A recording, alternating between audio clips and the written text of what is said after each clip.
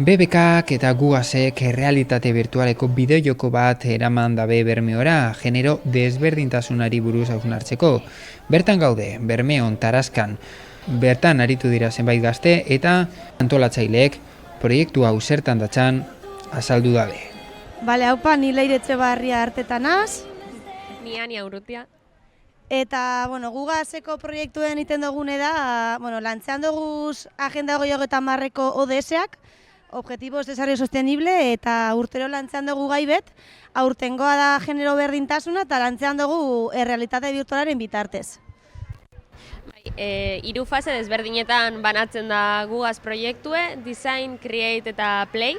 Lehenengo fasi da Design, eta hitzen dugu BBK-kunan evento baten antzeko zeuzer, eta bertara hurbiltzen die FP desberdinek eta ikasle desberdinek ideiak lantzeko. Ideia irabazle bat urtetan da evento horretatik, eta gero banatzen da FP desberdinetan. FP horrek lantzen dabe jolas virtual bat kurtsoan zier, realitate virtualeko betaurrekoantzat, eta irabazten daben jolasa pasetan da play fasera, dela guk lantzen dugun fasie, eta da kalera ataraten dugula jolas hori, ODS desberdinek lantzeko ikasle eta herritar orokorrakaz. Bai. Gure funtzioa dinamizatzaileana da, gu egoten gara herri Bizkaiatik zehar gaie zabalduten eta gazteakaz lantzean apurbete aurtengo gaie. Justo aurtengo jolasa sortu da horien ikasleak Arrobia zentrokoak izin dire, Bilboko FP-ko zentro batekoak.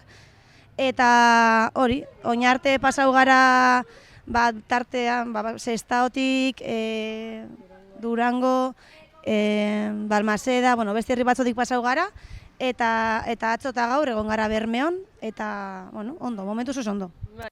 Ondo, bai. Hori da, BBK-ko herri proiektuen barruan gauz, eta 14 herri pasetan doguz urtero. Aldatu eitzen urte batetik bestera herrizek, eta normalien egoten gara bi egun herri bakoitzen, baina batzutan eskatzen da belezu da letxek aukeran 3 egun begoten gara herri berdinien.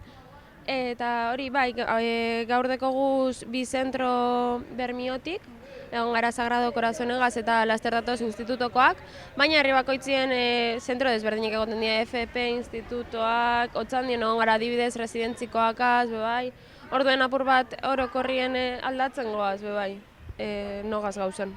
Goizetan egoten gara ikastetxeakaz, da arrastietan egoten gara herriko jenteantzat, gure dagoenantzat libre. Atzo pasau ziren, bastante ikasle pasau ziren, ez dakit 100 piku gazte izin ziren, eta orokorrean nahiko ondo hartu da hori eta parte hartzaile egon dire, eta arratsaldean bai gazte batzuk hurbildu jakuzen eta ondo. Eta gaur?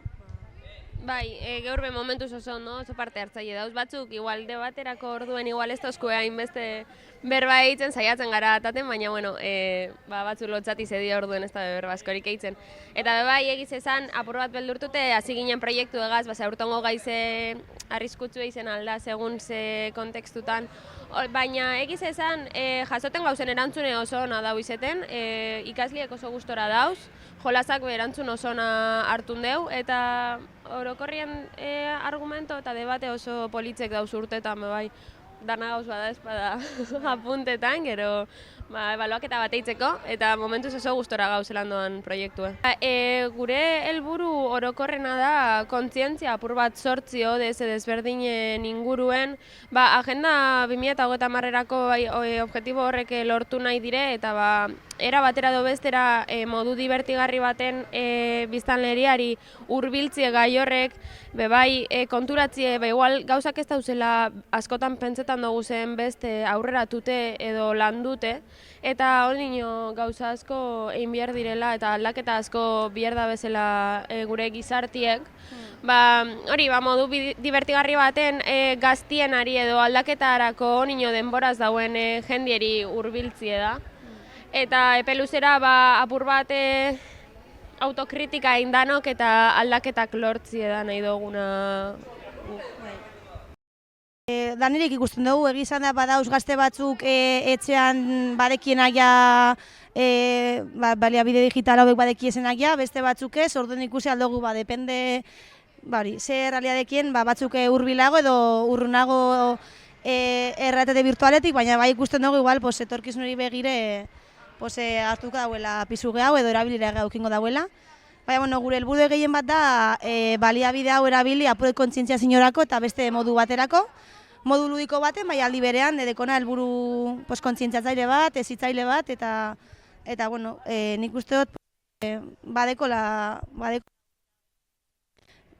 irten bideren bat edo erabilera bat aurrera begira, nik pentsatzen dut baietz. Bai, azkenien bai da teknologiak azkenien askotan beldurra moten dugu, era txarratara erabili alda.